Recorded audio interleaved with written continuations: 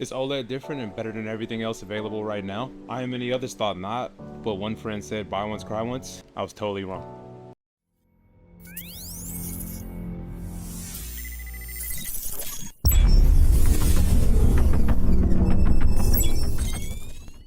So this is my review of the Alienware 27-inch 360Hz gaming monitor. I decided to actually switch to this monitor after purchasing an OLED TV. The vibrant colors, and I just wanted to see what the difference would be while gaming. So let's take a look at the specs.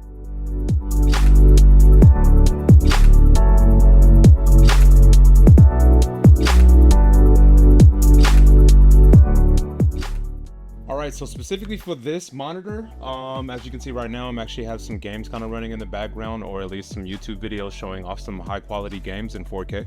But this specific monitor, my use case was 100% for gaming specifically. I really wanted something to kind of show me the differences in what the deep blacks were compared to what I thought I was seeing. As you can see right now, it's a really good comparison of my old Samsung monitor, which I loved and thought was perfect.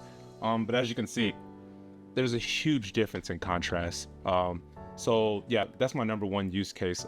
This thing is just 100% for gaming. So I primarily play shooters as well.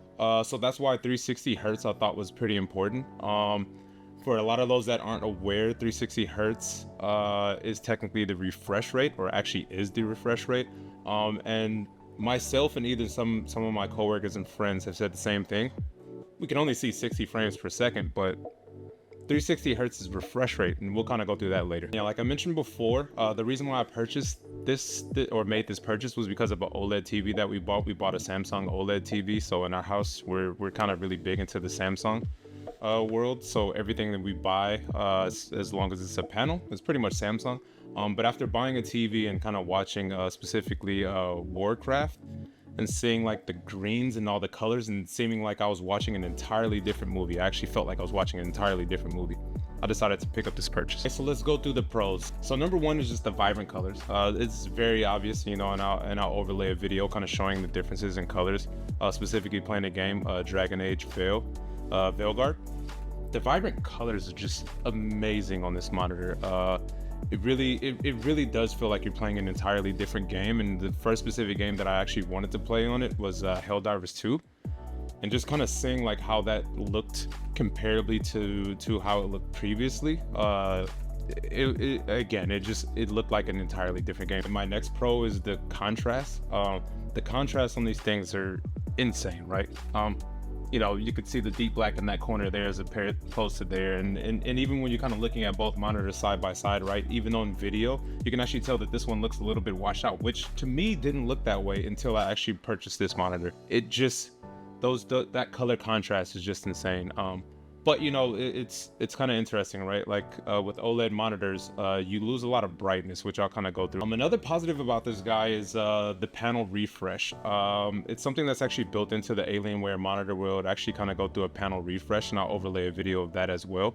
The light right here will turn green, and actually as it turns green, and if you try to do anything, it'll actually let you know that it's trying to do a pixel refresh and make sure that, you know, those pixels aren't getting burning from the images that you normally have, like if you're watching like a TV show or something like that, or a game that has like a HUD or anything like that, right? Like, which a lot of games are getting really good about making sure they don't give you that. But yeah, if you have a game with a HUD and it's something that's constantly overlaid, or like that guy right there in the corner, right, like you'll have a little bit of burn in there, and once it starts doing the pixel refresh, it'll try to repair that those pixels to make sure that they're not getting burned in. So the last pro is the 360 Hertz, and I'll overlay a video for that, right? So a lot of people might say I can only see 60 frames per second. I mean, that's true. The human eye can only see 60 frames per second, but the refresh rate is very, very different. So technically, if we just did math, right, like 360 versus 60, this refresh is 6 times faster. So you're actually getting more frames. This is useful when you're playing like shooters, and this is why a lot of pro gamers actually play with higher refresh rate monitors, because if you're saying like an image, a ghost image kind of move, or not a ghost image, but if you're saying like an image of a character move, like on a shooter pass a wall, you know, you could watch a lot of videos on this. Sometimes you might miss that shot because you're actually losing some of those frames, right? And so having higher frames means that you actually fill in those gaps. And you can kind of see this with like TVs with the 120 hertz. It kind of does the same thing where it's actually filling in gaps, except in this case, you know, those gaps technically are there because you don't have a fast enough refresh rate, but on the TV it's actually filling in those. But on, you know, with the game, you're actually catching those that you're actually missing at 60 hertz. So you're getting 6 times as many that you'll normally see when you're playing on a 60 hertz monitor. Okay, so one of the cons, you know, and you could kind of do your own research and kind of look into this, right, is specifically the brightness. You get a lot of a higher level of brightness on non-OLED TVs or monitors. So another con, and I actually have to kind of look this up because I don't have a lot of cons. Like I said, my specific use case for this monitor was just for gaming. So I've read about how people say, like, when they're actually doing like typing or you know, or reading or doing something like on their like reading font, like font can be really difficult to read. Specifically in my case, since I'm mostly gaming, it doesn't bother me, but you know, I had to put that in there just in case, you know, your use case may end up being that you're going to use it for something other than that, like you know, writing or, you know, doing homework on or something like that. Okay, so another con is price. You know, it's kind of a big one for most gamers. Not a lot of gamers have enough money to kind of spend the amount of what it would cost essentially to buy like a PlayStation 5. That's kind of one of the big downsides. Luckily for me, you know, it's kind of within my my price range of what I could afford.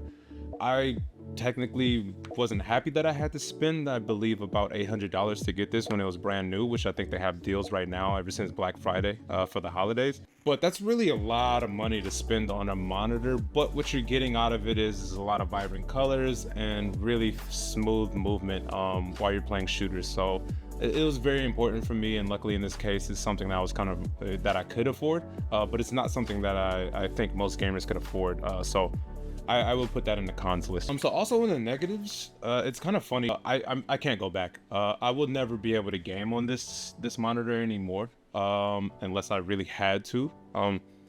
And it will probably be for a short amount of time. Like, say if this monitor got broke and I had to play on this, I'd instantly go pick up another monitor. So I would consider that a negative. One of the cons also for this guy is, like, if I do want to play on my Xbox, I can't actually plug in a cord directly to it, a 3.5 millimeter.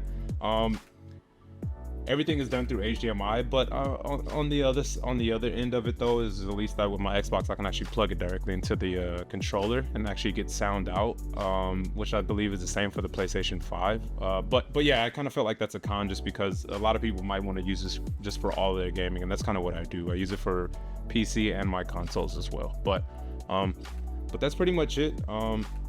You know, I appreciate you guys watching, and my last video just made it to 1,000 views. Hopefully we could get this one to 1,000 views, and I hope people like and subscribe, because there's a lot more coming and I'm really enjoying this. So I hope you appreciate the review, and I hope you guys get a chance to pick up one of these guys.